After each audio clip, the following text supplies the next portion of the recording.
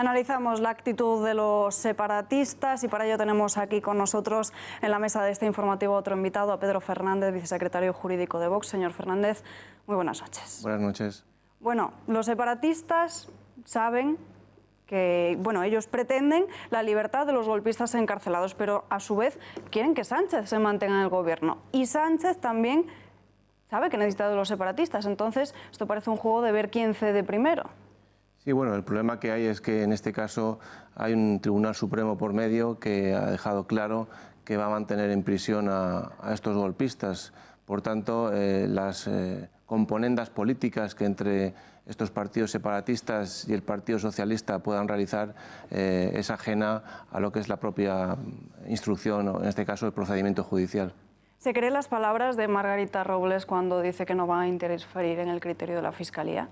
Está claro que están intentando presionar a la Fiscalía y a la Abogacía del Estado. También nos consta que ahora mismo hay unos profesionales en la Fiscalía y en la Abogacía del Estado que se están manteniendo firmes en su posición y que, por tanto, no se van a dejar influir, entiendo, por ninguna presión política. Pedro, al margen de las presiones políticas, ¿existe, a los que somos legos en derecho y la mayoría de los espectadores entiendo que lo son, ¿existe algún margen de maniobra para el Gobierno a la hora de aceptar o de gestionar en favor de los presos separatistas?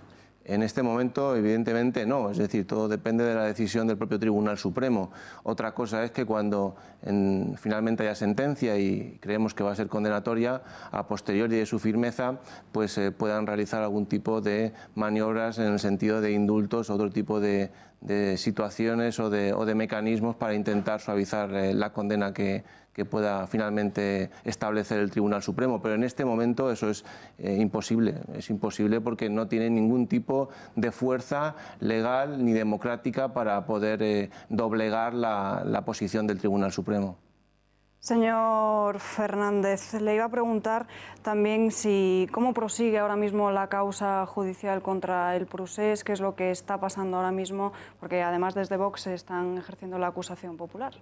Bueno, la situación que hay ahora mismo en relación con el Juzgado de Instrucción 13 de Barcelona es que está en fase de sumario actualmente, todavía quedan algunas pruebas por practicar, y en el Tribunal Supremo, que es la causa que va más avanzada, pues estamos pendientes de que nos confiera plazo el Tribunal para presentar los escritos de acusación previo al señalamiento de juicio.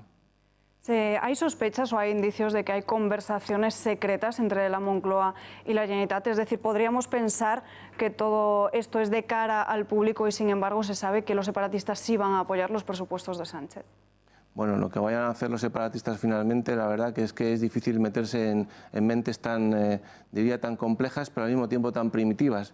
En todo caso, lo que nos importa ahora mismo es que el procedimiento judicial en el Supremo siga su curso y que desde luego pues, se celebre juicio lo antes posible con sentencias condenatorias. Eso es realmente lo importante para España y los españoles. Señor Fernández, con respecto a las visitas continuas y permanentes que recibe el ex vicepresidente Oriol Junqueras en la cárcel, ahora Pablo Iglesias, el líder de Podemos, anuncia que va a visitarlo, incluso el presidente de la COC, el presidente de Comisiones Obreras, multitud de líderes separatistas que no semanalmente, sino diariamente visitan a Oriol Junqueras en la cárcel y a otros presos separatistas. ¿Eso es habitual? No le preguntaré si es legal, porque entiendo que si se produce es porque está siendo legal, pero entiendo que muy habitual no es. Bueno, desde luego no es habitual. Este es uno de los problemas que tenemos en España con la cesión de determinadas competencias, como las instituciones penitenciarias en Cataluña, que en realidad cuando se le lleva a estos golpistas a un terreno propio, con un gobierno de comunidad autónoma que de alguna manera les va a facilitar su estancia en prisión, pues pasan estas cosas, ¿no? Por eso desde Vox siempre hemos apostado porque esas competencias que tienen las comunidades autónomas, entre otras las de instituciones penitenciarias, vuelva otra vez al Estado, que es quien tiene que tenerlas. Ahora hablaremos de Vox, pero con todo lo que estamos viendo con las continuas cesiones al separatismo, ¿podemos decir que Pedro Sánchez ha roto el constitucionalismo? Absolutamente. Además es que ya solamente el modo de acceder a la presidencia del gobierno entendemos que es ilegítima, entiendo que es ilegítima y desde luego está tomando decisiones legislativas que van camino de efectivamente que existe también una ilegitimidad de ejercicio. Por otra parte, no hay que olvidar que el propio Pedro Sánchez en la moción de censura la condicionó a que inmediatamente se iban a convocar elecciones generales y vemos que no es así. Por lo tanto, absolutamente se ha cargado el constitucionalismo y desde luego ha mostrado actitudes antidemocráticas.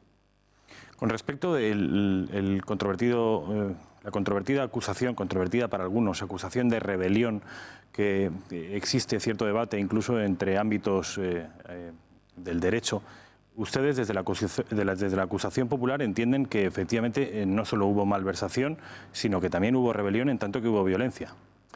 Está acreditado en las actuaciones que hubo violencia y además no fue puntual, fue constante. El día 20 de septiembre, por ejemplo, se habla mucho de lo que ocurrió en la Consejería de Economía con aquella comisión judicial saliendo por la azotea del edificio, pero ese mismo día se produjeron también ataques a la comisión judicial que estaba en la Secretaría de Exteriores, en la de Hacienda e incluso en un registro que se hizo en instalaciones de Unipost. Con lo cual, eso unido a las constantes en fin, pruebas documentales de acoso y ataques a la policía y a la Guardia Civil. Las manifestaciones de violencia son constantes y por tanto nosotros entendemos que no hay ningún inconveniente jurídico para condenar por rebelión. Otra cosa es que, bueno, pues en la legítima posición de las defensas entiendan que no hay violencia, pero vamos, es tal evidencia la que hay en la causa que es difícil justificar lo contrario. Hace poco más de una semana fuimos protagonistas de ese éxito que tuvo Vox en el acto multitudinario en Vistalegre, en el que incluso hubo gente que se quedó a las puertas sin poder entrar. Se sigue hablando del fenómeno Vox, pero ¿cuáles son las líneas maestras de su gobierno? Bueno, allí se plantearon 100 medidas. Desde luego, pues lo que da el tiempo pues eran ideas fuerza de lo que va a ser nuestra propuesta electoral en su momento. Pero bueno, básicamente ahí se plantearon, puedo hablar por mí mismo, ¿no? que planteamos pues cuestiones como la cadena perpetua para los terroristas, una ley de justicia, dignidad y memoria para las víctimas del terrorismo, incluso rechazo de las sentencias dictadas por tribunales extranjeros cuando atenten al interés nacional. En fin, se plantearon muchas medidas y desde luego, bueno, pues se vio claramente que los asistentes por parte de los asistentes tuvieron bastante buena acogida y bueno, pues estamos muy contentos porque fue un éxito realmente. Hemos visto como la mayoría de medios de izquierda, también políticos de la izquierda, les han calificado de ultras, fascistas, incluso hay quien ha dicho extrema derecha. ¿Qué les diría? Bueno, Vistalegre ha supuesto, a nuestro juicio, un punto de inflexión en la política española.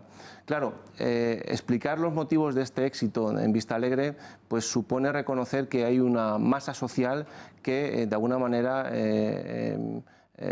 está planteando un cambio real de la política en España, basado en valores arraigados, no estéticos como fueron los movimientos en torno al 15M, que además utilizaron la violencia, eso no hay que olvidarlo, y por tanto explicar esto pues se les hace muy difícil y las élites mediáticas pues se han preocupado muy mucho de dirigir sus argumentos hacia el insulto, no ya solamente hablando de extrema derecha, ya hemos llegado a un punto de que nos llaman nazis, ¿no? Con lo cual, en fin, se califican por sí solos, es lo que le podría decir.